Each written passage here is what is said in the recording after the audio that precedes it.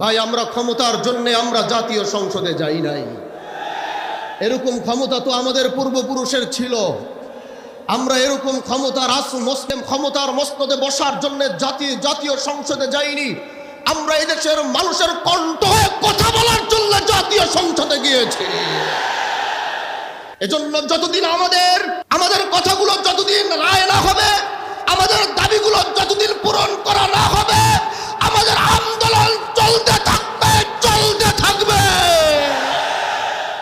লম্বা দীর্ঘ কথা বলার জন্য দাঁড়াইনি, দাঁড়িয়েছে এক সত্য বলার জন্যে।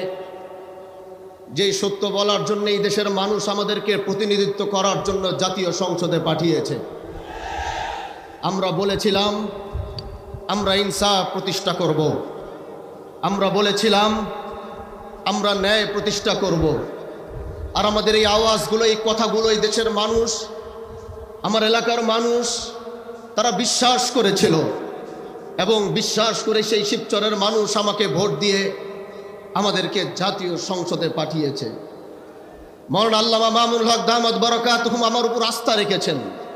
আমার উপর আস্থা রেখে তিনি আমাকে এই দায়িত্ব পালন করার সুযোগ দিয়েছেন। ভাই, আমরা ক্ষমতার জন্য আমরা জাতীয় সংসদে যাই নাই। এরকম ক্ষমতা তো আমাদের পূর্বপুরুষের ছিল। আমরা এরকম ক্ষমতার মসনদে বসার জন্যে, আমরা ক্ষমতার মসনদে বসার জন্য জাতীয় সংসদে যাইনি। আমরা এদেশের মানুষের কণ্ঠ হয়ে কথা বলার জন্য জাতীয় সংসদে গিয়েছি। এজন্য যতদিন আমাদের কথাগুলো যতদিন রায় না হবে, আমাদের দাবিগুলো যতদিন পূরণ করা না হবে, আমাদের আন্দোলন চলতে থাকবে। প্রিয় ভাইরা আমার, এদেশের মানুষ 70% মানুষ গণভোটের পক্ষে রায় দিয়েছে। 70% মানুষ জুলাইয়ের পক্ষে রায় দিয়েছে।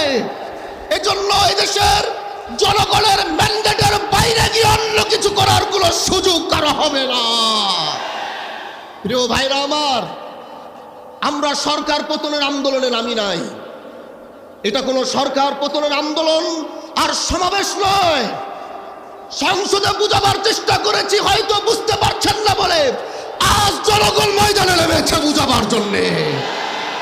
এজন্য আমরা চাই সরকার এটা বুঝবে, জুলাইকে ধারণ করবে, গণভোটের রায়ের পক্ষে সরকারও থাকবে, এটা আমাদের চাওয়া।